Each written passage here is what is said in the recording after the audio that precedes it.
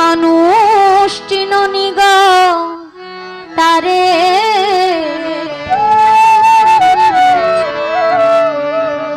যে নামের খাতিরে আল্লাহ সব করিতে পারে।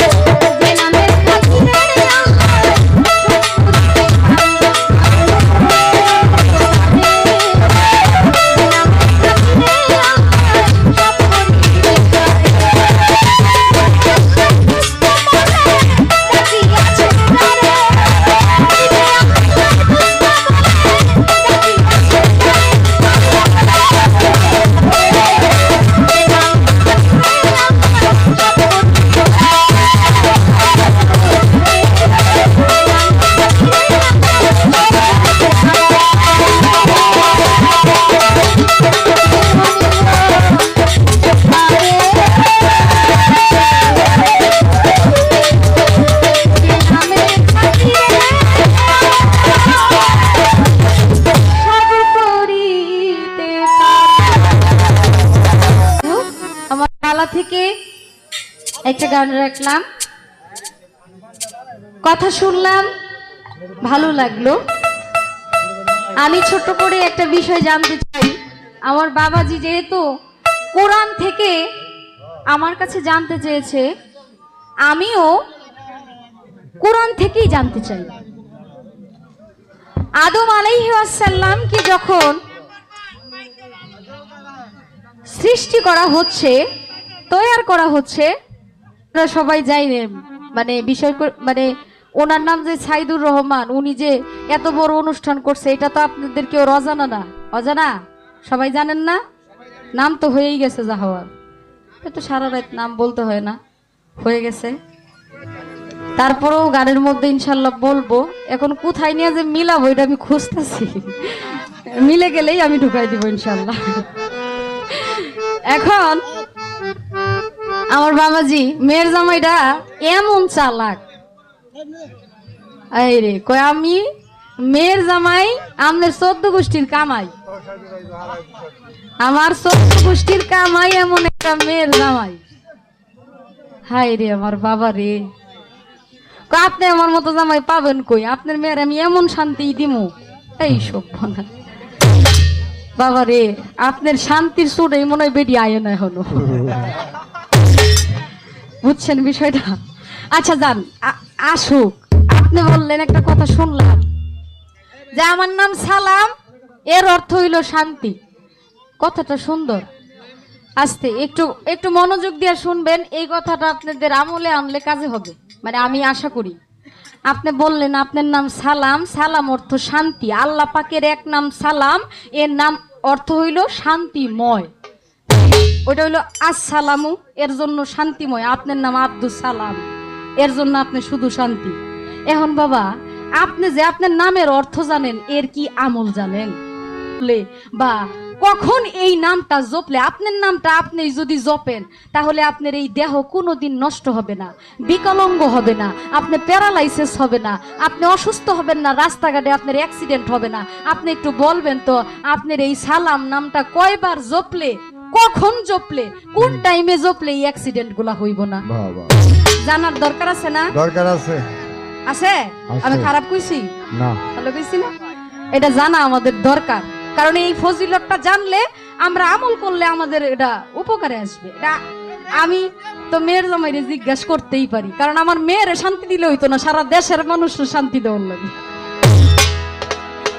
আরেকটা কথা আপনি একটু বলবেন, কুরআন মতে আদম আলাইহিস সালামকে যখন খাম্বির করা হইল, বানানো হইল, তৈরি করা হইল, তখন তাকে 40,000 বছর পর্যন্ত রোদে শুকানো হয়েছে।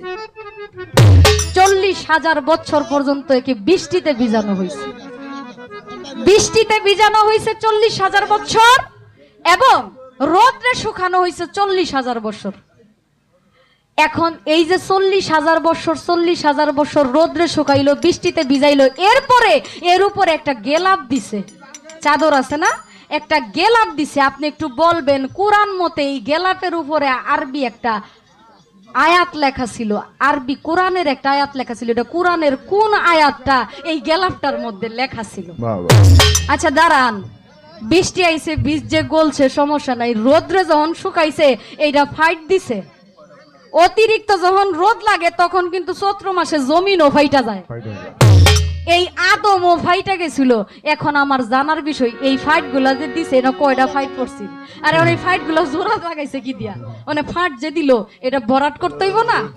তখন এই ভরাট গুলা কি দিয়া করছে বাবা আপনি একটু কইবেন। আমার মেয়ের জামাই, আমার মেয়ে আইলে শান্তি দিয়ে আগে আমারে শান্তি দিয়া লন, আমার জবাব গুলা দিয়া আমারেও শান্তি দেন, এই দেশের মানুষেরও শান্তি দেন। একটা বিচ্ছে